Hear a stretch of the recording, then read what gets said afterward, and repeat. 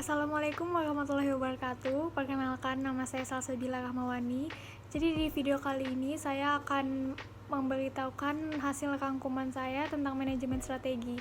Jadi materinya udah saya rangkum menggunakan PowerPoint dan saya akan tampilkan. Jadi manajemen strategi lingkungan eksternal, peluang, ancaman, persaingan industri, dan analisis pesaing. Yang pertama, lingkungan eksternal. Lingkungan eksternal adalah faktor-faktor luar atau ekstern yang dapat mempengaruhi pilihan arah dan tindakan suatu perusahaan, mempengaruhi struktur organisasi dan proses internalnya. Setelah itu ada 3 kelompok yang mempengaruhi lingkungan eksternal. Yang pertama ada lingkungan umum, yang kedua ada lingkungan industri, dan yang ketiga adalah pesaing. Selanjutnya, lingkungan umum. Lingkungan umum adalah lingkungan yang mencangkup elemen dalam masyarakat luas yang dapat mempengaruhi suatu industri dan perusahaan-perusahaan di dalamnya.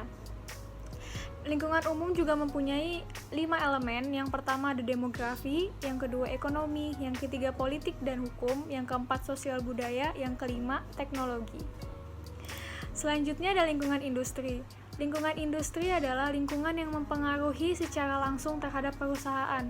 Lingkungan industri ini juga mempunyai faktor ancaman, yaitu masuknya pendatang baru, pemasok, pembeli, produk pengganti, dan intensitas antar pesaing yang mempengaruhi suatu perusahaan dan langkah serta tanggapan perusahaan. Dan selanjutnya ada analisis lingkungan eksternal. Apa sih analisis lingkungan eksternal itu? Jadi di dalam analisis lingkungan eksternal itu terdapat 4 metode. Nah, metode yang pertama adalah scanning. Apa sih scanning? Scanning adalah mengidentifikasi tanda-tanda awal dari perubahan dan tren-tren lingkungan. Jadi scanning itu kita melihat atau tadi mengidentifikasi kayak apa yang sedang terjadi di lingkungan ini, tren apa yang sedang muncul, seperti itu. Terus yang kedua ada monitoring.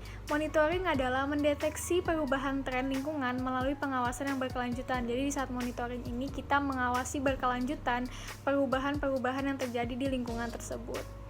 Yang ketiga adalah forecasting. Forecasting itu adalah mengembangkan proyeksi yang mengantisipasi hasil-hasil berdasarkan pengawasan terhadap perubahan dan tren-tren tersebut. Jadi forecasting itu kita mengembangkan dari apa yang sudah kita dapat, tapi juga kita mengantisipasi hasilnya siapa tahu akan berpengaruh negatif terhadap apa yang akan kita lakukan.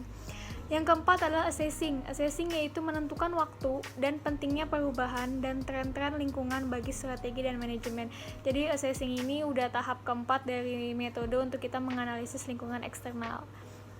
Itu aja untuk analisis lingkungan eksternal. Dan yang terakhir ada komponen analisis pesaing. Jadi yang pertama adalah tujuan masa datang.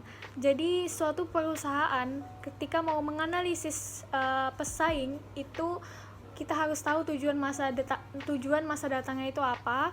Yang kedua ada strategi saat ini, dan yang ketiga ada asumsi-asumsi, dan yang keempat adalah kapabilitas. Setelah yang 4 tadi sudah kita tentukan, maka akan muncullah yang terakhir yaitu tanggapan. Nah, baik, segitu aja hasil dari rangkuman saya mengenai bab 2 lingkungan eksternal.